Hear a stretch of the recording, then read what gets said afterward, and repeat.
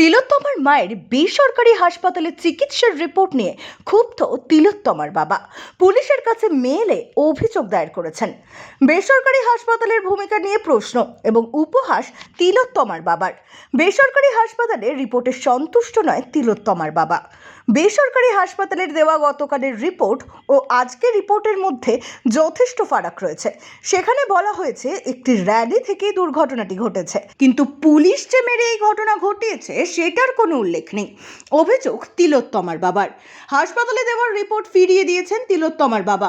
গোটা ঘটনার গতকালকে ঘটে যাওয়া সবকিছুই এবং পুলিশের লাঠিচার্জের বিরুদ্ধে মেল করে এফআইআর দায়ের করবেন তিলোত্তমার বাবা আজ সাংবাদিকদের জানালেন।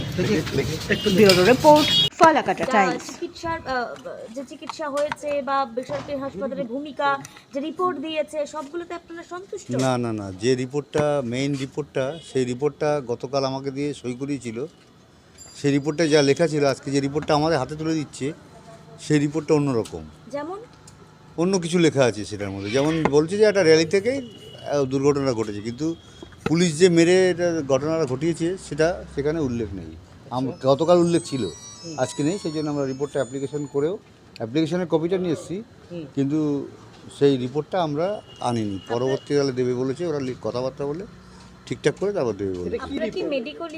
হ্যাঁ, মেডিকেল লিগাল যে রিপোর্টটা হয় সেই রিপোর্টটা। সেখানে কালকে কি ছিল আর আজ কি আছে? কিছু পরিবর্তন দেখা যাচ্ছে রিপোর্টটার মধ্যে। আচ্ছা, কি লেখা ছিল, মানে কিছু শব্দ বা কিছু না, সেগুলো এখন বলবো না। এগুলো করেছে আমরা আদালতে, তো আমরা একটা এফআইআর তো আমাদের করতেই হবে। কেউ তো করেনি, পুলিশ তো স্বতঃস্ফূর্তভাবে বলেছে যে তদন্ত করবে, কিন্তু কোনো ধরনের এফআইআর এখনো পর্যন্ত হয়নি। সুতরাং আমাদেরই সেই কাজটা করতে হবে। কবে করবেন এফআইআর ভাবছেন? আমরা মেলে করে দেবো, মেল করে দেবো। তা সেই রিপোর্ট কি আপনারা অ্যাকসেপ্ট করেননি? না, সেই রিপোর্ট নেয়নি। সেটা এবার ম্যাজিস্ট্রেট আদায় করে নেবে রিপোর্টটা।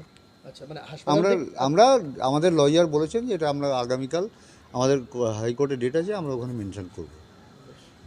ঠিক আছে।